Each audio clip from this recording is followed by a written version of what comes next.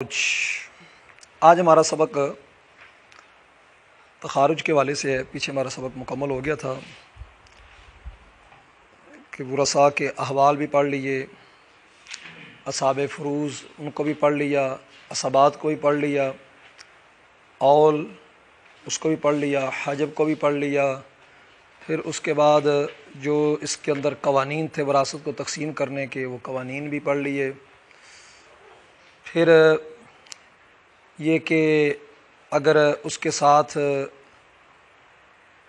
کمی واقع ہو جائے، سہام اور روس میں حصوں میں کمی واقع ہو رہی ہو، حصے جو ہیں وہ پورے افراد پر نہ آ رہے ہوں، تو اس کے کیا قانون ہے، باب التصحیح کے اندر وہ پڑھ لیا۔ پھر ترکہ وراثت آئے تو اس کو کس طریقے سے تقسیم کرنا ہے، اس کے کیا کیا قوانین ہیں وہ پڑھ لیا ہم نے۔ اب مسئلہ یہ ہے آج کے سبق کے اندر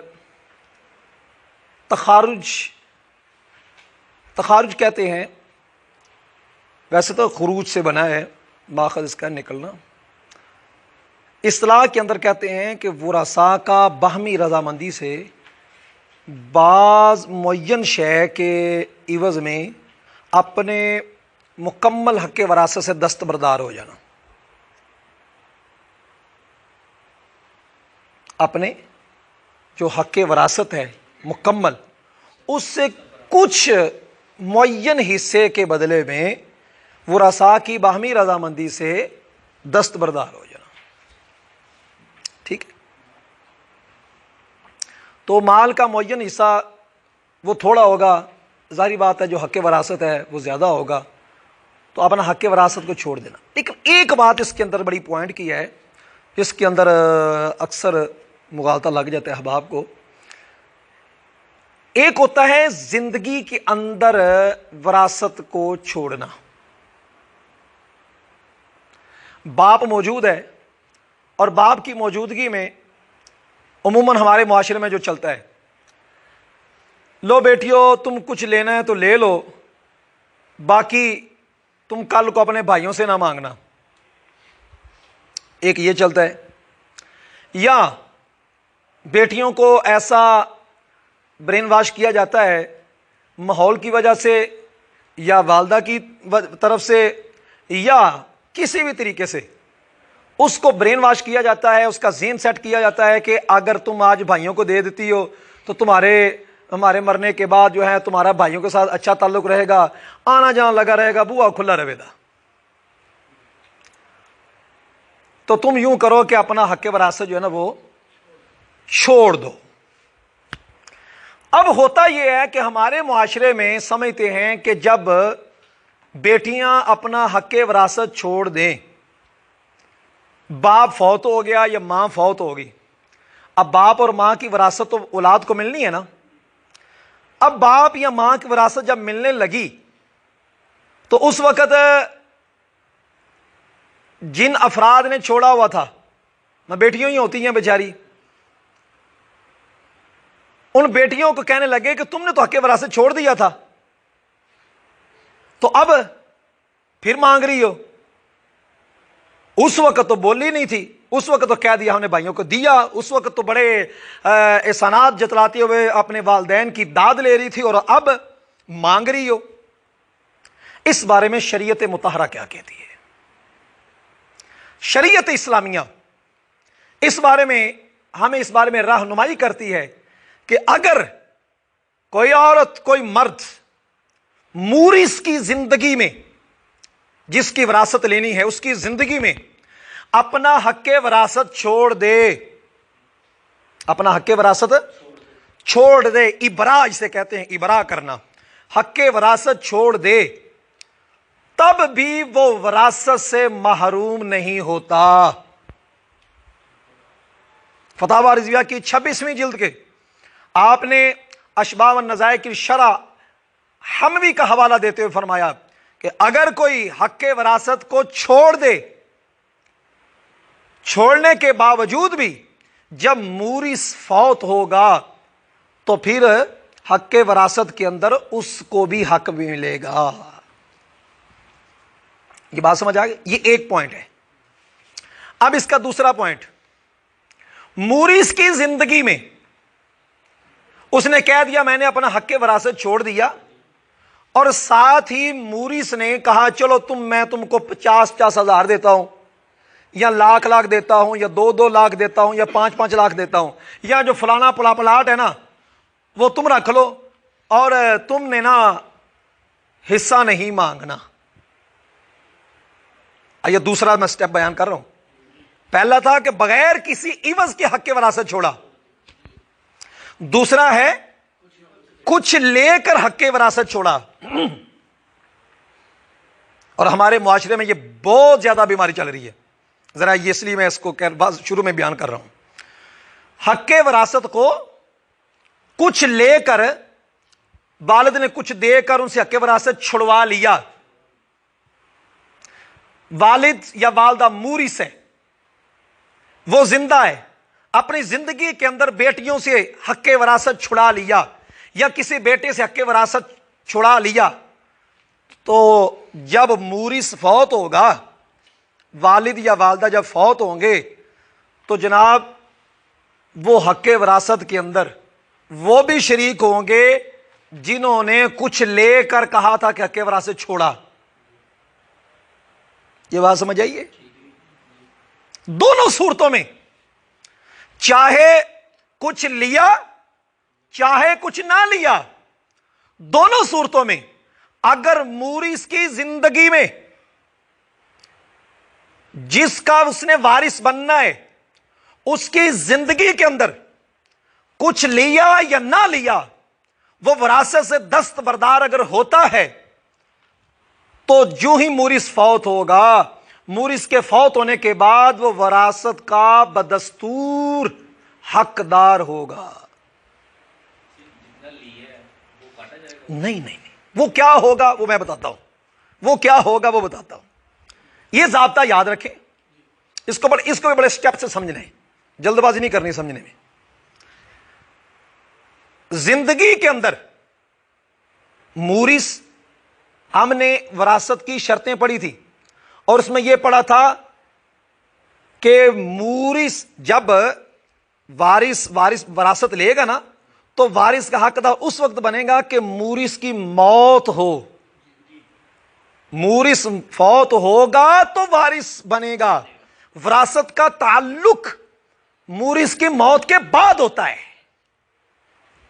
ٹھیک ہے؟ اب موریث نے جو اپنی زندگی میں دے دیا، جو مرضی کہہ کر دیا، اس کو کیا کہیں گے؟ اس کو ہم کہیں گے ہبہ، تحفہ، گفٹ، ٹھیک ہے؟ اس کو ہم کیا کہیں گے؟ ہبہ کہیں گے۔ وہ اگرچہ عرف کی زبان میں اسے حق وراثت کے چھوڑنے کا عوض کہا جا رہا ہے، لیکن یاد رکھیں ایسے عرف کا کوئی اعتبار نہیں جو نص شرعی کے خلاف آ رہا ہو۔ یہ ضابطہ ہے نشر العرف کے اندر، فی بنائی احکام عباد العرف کے اندر علامہ ابن عابدین شامی نے صراحت فرمائی ہے کہ ایسے عرف کا کوئی اعتبار نہیں جو نص شرعی کے خلاف آ رہا ہو۔ بات سمجھ آئیے؟ اب ایسے جو زندگی کے اندر کسی کو دے دیا گیا، اپنی اولاد میں سے کسی کو دے دیا گیا زندگی کے اندر، اگرچہ اسے یہ کہہ کر دیا گیا کہ تو اس کے بعد وراثت سے تیرا کوئی تعلق نہیں رہے گا، یا وہ کہے یا موریث کہہ دے کہ تیرا وراثت سے کوئی تعلق نہیں رہے گا، موریث کا تو مرنے کے بعد اپنے مال سے تعلق رہتا ہی نہیں ہے۔ اب وہ وارث کی ملکیت میں جو جا رہا ہوتا ہے وہ حق جبری ہوتا ہے، وہ چھڑائے گا بھی تو نہیں چھوٹے گا، یہ اللہ کی طرف سے اسے دیا جا رہا ہے۔ اب زندگی کے اندر جو اس نے دیا اسے ہم کیا کہیں گے؟ ہبہ کہیں گے۔ اسے جو مرضی نام دے دیں وہ ہبہ ہے۔ اب ہبہ کا ایک ضابطہ ہے جو عموماً ہمارے معاشرے کے اندر گھومتا ہے، اور ہمارے لوگ اس کے اندر نہیں پرواہ کرتے، حالانکہ یہ ضابطہ جو ہمارا موجودہ قانون ہے اس کے اندر بھی ہے کہ ہبہ مشاع، میم شین الف عین مشاع، ہبہ مشاع کا مطلب ہوتا ہے مشترکہ کھاتا، مشترکہ ہبہ، لیکن یہ مشاع کے اندر زیادہ وسعت پائی جاتی ہے۔ ہبہ مشاع کا مطلب یہ ہوا مشترکہ کھاتے سے، اس کی اب صورتیں سمجھنی ہے، مشترکہ کھاتے سے 3 4 5 بندے شریک ہیں جس زمین میں، پراپرٹی میں، مشترکہ کھاتے سے کسی کو ہبہ کرنا، ایک صورت۔ دوسری صورت، تھا تو ایک بندے کی، وہ پراپرٹی تھی تو ایک بندے کی، لیکن ہبہ کی مشترکہ کو، 2 3 بندوں 4 کو ہبہ کر دی۔ سمجھ آئی بات کی؟ تیسری یہ کہ مشترکہ کا ہبہ مشترکہ کو کر دیا گیا، ٹھیک ہو گیا۔ اب اس کے اندر دیکھیں، یہ تینوں صورتوں کو اعلی حضرت فاضل بریلوی رحمہ نے مستقل رسالہ لکھا ہے اس کے اوپر، اور فرمایا ہے کہ ہبہ مشاع ناقص ہے اور مورث کے فوت ہونے کے بعد وہ باطل ہو جاتا ہے۔ مثلا ایک شخص باپ ہے، وہ اس کی بیٹیاں بھی ہیں بیٹے بھی ہیں، 4 بیٹے ہیں، مثلا اس کی 3 بیٹیاں مثلا، یا 4 بیٹیاں کر لیں، 4 بیٹیاں 4 بیٹے ہیں، وہ اپنے 4 بیٹوں کو ہبہ کرتا ہے۔ مثلا یہ مرید کے کی زمین ہوگی، جڑا والے کی ہوگی، ادھر قصور کی ہوگی، شیخو پورے کی ہوگی، کوئی زمین ایک گاؤں کے اندر، آپ کوئی بھی گاؤں لے لے، وہ کہتے ہیں کاموں کی کے اندر کھیوٹ کھتونی کھسرا نمبر فلاں کے تحت میں نے اپنے یہ 4 بیٹوں کو ہبہ کیا۔ اب یہ 4 بیٹوں کو جو کٹھا ہبہ کر رہا ہے، مالک ایک ہے، ایک مالک 3 کو 4 کو یا 2 کو ہبہ کر رہا ہے، یہ ہبہ مشاع ہے۔ اور یہ ضروری ہوتا ہے کہ جب پراپرٹی خصوصاً زمین، اس کو جب ہبہ کیا جائے تو اس کی جہت، اس کی حدود، اس کا بالکل عقب اور قبل، یہ ہر طرف کی جہت کو متعین کرنا ضروری ہوتا ہے، کیونکہ آپ جانتے ہیں کہ زیادہ تر جھگڑے زمینوں کے بانٹ کے اندر، تقسیم کے اندر ہوتے ہیں۔ بس اوقات ریٹ عموماً ریٹ فرنٹ والی زمینوں کا ہوتا ہے، لیکن کبھی کبھی ایسا ہوتا ہے کہ سڑک ایسی نکلتی ہے تو ریٹ پچھلی والی زمین کا بڑھ جاتا ہے۔ اب حدود اربع جو ہوتے ہیں وہ ضروری ہوتے ہیں اس میں، تاکہ جہات متعین ہو جائے۔ اللہ تعالیٰ نے فرمایا کہ جہات، حدود، احاطہ، یہ سارے متعین ہوں، کون سا کھاتا کس کا ہے۔ اگر ایسا نہ ہو تو فرمایا یہ ہبہ ناقص ہے، ہبہ مشاع ناقص ہے۔ اب ہبہ مشاع ناقص کا مطلب یہ ہے کہ مورث یعنی ہبہ کرنے والا، مثلا یہاں پر ہے واہب، ہبہ کرنے والا اپنی زندگی کے اندر جب چاہے اس کو درست کر سکتا ہے، لیکن اگر ہبہ کرنے والا فوت ہو گیا، والد ہی ہے، فوت ہو گیا، اب وہ ہبہ ناقص سے باطل کی طرف چلا جائے گا، دوبارہ وہ پھر وراثت کے اندر آ جائے گا۔ پہلے اس کے اندر 4 بھائی تھے، اب 4 بھائی نہیں، اب 4 بہنیں بھی ساتھ شریک ہوں گی، وراثت کے اصول کے مطابق اس کے اندر تقسیم ہوگی۔ یہ بات سمجھ چلی ہے؟ ہمارے معاشرے کے اندر اس میں بڑی گڑبڑ چل رہی ہے۔ یہ میں نے اتنی صورت بیان کی ہے کہ زندگی کے اندر اگر کوئی اپنے بال بچے کو، اپنی اولاد میں سے بیٹیوں کو، خصوصاً آج کل ہاتھ ہی بیٹیوں سے ہوتا ہے، بیٹیوں کو اگر کوئی کسی شے کے عوض یا بغیر عوض کے حق وراثت سے دستبردار کرتا ہے، جناب وہ اس کے اوپر سٹامپ بھی کروا لے، دستبردار کرتا ہے، اس کے باوجود بھی وہ بی بی، وہ بیٹی، وہ بہن حق وراثت سے محروم۔ بات سمجھ آئیے؟ اب اس کے بعد اگلا سٹیپ آ جائیں، اور جو وہ زندگی کے اندر تھا وہ کیا تھا؟ ہبہ، اور جس کو جو دے دیا اسی کا ہو گیا، وہ اس کی بعد میں کٹوتی نہیں ہوگی۔ بات سمجھ آئیے؟ اور اگر زندگی اس کی ختم ہوگی، مورث کی زندگی، وہ فوت ہوا، فوت ہونے کے بعد وہ بیٹھنے کے اندر انہوں نے کہا ہاں جی بہنوں تسی دسو کی لینا ہے، انہوں نے کہا ویرا اسی تہاڈا بوا لینا ہے۔ مطلب اس کا یہ کہ ہمارا آنا جانا رہے، ہم تم سے مانگتی نہیں ہیں، اور بڑے محبت والے ہوتے ہیں یہ بھی کہ حصہ لینے کے بعد بھی بوئے بند کرتے ہیں. اس کا تو تعلق ہی نہیں نا. یہ بات یاد رکھیں, حق وراثت وہ لینا یا دینا وہ بات کی بات ہے. بیٹی بہنوں کے لیے دروازے بند کرنے, سلام دعا بند کر دینی, دوسروں کو روکنا نہ سلام لینا, اس سے نبی اکرم صلی اللہ علیہ وآلہ وسلم نے ارشاد فرمایا لا يدخل جنت قاطع رحم, جنت میں وہ شخص نہیں جائے گا جو قطع رحمی کرنے والا ہے. اور اس کو کبیرہ گناہوں میں شمار کیا گیا ہے. اور شب برات کے اندر آپ نے وہ پڑھی, اس میں یہ بھی ایک لکھا ہوا تھا کہ قطع رحمی کرنے والے کی توبہ قبول نہیں ہے. اس واسطے اس بات کو پیش نظر رکھیں. ہمارے معاشرے کے اندر یہ میری آواز جہاں تک جائے اس کو یہ آواز کو آگے پہنچائیں کہ بیٹیوں کو حصہ دے کر دیکھو تو صحیح اللہ کتنی مال میں برکت کرتا ہے. یقین جانیں سب سے پہلا حق ہی یہی ہے کہ سب سے پہلے تجہیز و تکوین, اس کے فوراً بعد قرضے کی ادائیگی, اس کے بعد کوئی اور بات نہیں. اس کے بعد اگلا پوائنٹ ہی یہ وصیت کر کے بعد فوراً بعد وراثت کو تقسیم کیا جائے. اس کو اتنے دن اپنے استعمال میں رکھنا بھی گناہ ہے. یہ جی بیٹی کو دیں گے یا بہن کو دے دیں گے تو وہ دوسرے بیگانے گھر چلا جائے گا رزق. بیٹی بیگانے گھر ساری کی ساری بھیج دی ہے تو اس کا جو اس کے حصے میں رزق آ رہا ہے وہ نہیں دیا جا سکتا.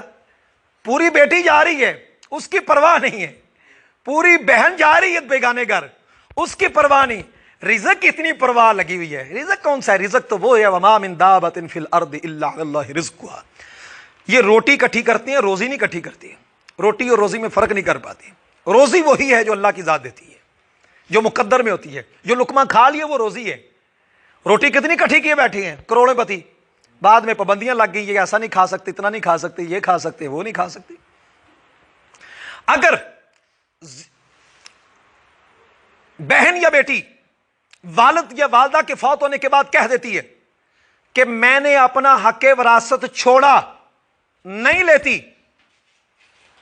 محترم پھر بھی وہ وراثت سے محروم نہیں ہے. اتنی بات کہنے سے بھی وراثت سے محروم نہیں ہے. یہ حق جبری ہے. حق جبری کا یہ مطلب ہے کہ اس کے باوجود بھی ابھی وراثت سے محروم نہیں ہے. اور لکھا ہے ہمارے فقہا نے کہ جب تک اس کو استعمال کرتے رہیں گے اس وقت تک وہ گناہگار ہوتے رہیں گے, تا وقت ہے کہ اتنے مال کی تاوان دیں اور حصہ دیں, پھر جا کر ان کی توبہ ہوگی. یہ تو سوئیوں اور قمیضوں تک کر رکھا ہوا ہے کہ اس کی قیمت لگا کر اس کے پیسے ادا کیے جائیں. وہ کہیں بھی چھوڑا, کہیں نہیں, یہ تمہارا حق ہے. اس کی ملکیت میں ایک مرتبہ کرو, ملکیت میں چلا جائے, جانے کے بعد کہا اب تم اپنے پاس رکھو. عرصہ بیتے گا, گھر والوں سے مشورہ کرنا, بیٹوں سے مشورہ کرنا, اولاد سے مشورہ کرنا, کرنے کے بعد پھر جو مرضی ہوگی کرنا. ابھی تم اپنی ملکیت میں لو, 6 ماہ تک کم از کم اس کی ملکیت میں دے کر رکھے تاکہ وہ کسی مجبوری کے تحت تمہیں اپنا ہیبہ نہ دے. بات سمجھ آئی ہے؟ اور اس کے ساتھ صلہ رحمی بھی اسی طرح چلے جو دستور ہے صلہ رحمی کا. اس کو یہ نہ ہو کہ بھئی یہ میرے رشتہ لینے دینے کی وجہ سے یا وراثت پراپرٹی کی وجہ سے اس کا میرا تعلق ہے. بہن بھائی کا تعلق یہی ہونا چاہیے کہ اللہ کی رضا کے لیے, بس اور بات نہیں. تو یہ بات سمجھ آ گئی؟ بڑے عجیب سے طریقے ہیں بھی. وہ ہمیں وہ حصہ کیوں نہیں دیتے بہنوں کو؟ تو وہ کوئی اس لائن والے تھے, مولوی طبقے کے لائن والے, وہ کہنے لگے جی وہ ہمیں وہ بزرگ جو ہے نا وہ ہمارے والد گرامی وہ حفاظت کے لیے دے گئے کہ سنبھال کر رکھنی ہے. تو ان کی حفاظت کے لیے دینے کا مطلب یہ ہے کہ واپس آ کر تم سے لینی ہے انہوں نے. وہ تو جاہل بندوں کو مطمئن کرنے کے لیے بہترین یہ اس طرح کے طریقے, کبھی وہ ہمیں حفاظت کے لیے بٹھا گئے. بالکل غلط بات. آج لوگوں کو مطمئن کر لو گے, اس کو مطمئن کر لو گے, اس کو مطمئن کر لو گے. اللہ کی جناب میں, اللہ کی بارگاہ میں مطمئن کیسے کرو گے کہ جس کے بارے میں حدیث میں آتا ہے جس نے ظلمن ایک بالشت زمین کو لیا, قیامت کے روز 7 زمینیں اس کے گلے میں توق ڈال دی جائیں گی, اٹھاتا پھر. اور ایک روایت میں آتا ہے کہ جو جس پر اس طرح کا ظلم ہو اور وہ نہ لے سکے, یہاں نہ لے سکے, تو پھر قیامت کے روز اس مظلوم کے جو اس کی جو نیکیاں ہوں گی ظالم کی وہ ادھر آئیں گی, نیکیاں اس کی ختم ہوگی تو پھر اس کے ظلم کے مطابق مظلوم کے گناہ ادھر جا رہے ہوں گے. اس واسطے یہ عدالت اگر کوئی گڑبڑ کر دیتی ہے تو کوئی پریشان نہیں ہونا چاہیے ہمارے احباب کو. کبھی اللہ کا فیصلہ ہے کہ ہونا چاہیے تو پھر وہ ملتا کیوں نہیں. پریشان ہو، یہاں نہیں تو پھر اگلے جہان صحیح. اسی نتیجے پر مسلمان کا ایمان قائم ہے، والذین یؤمنون بالغیب.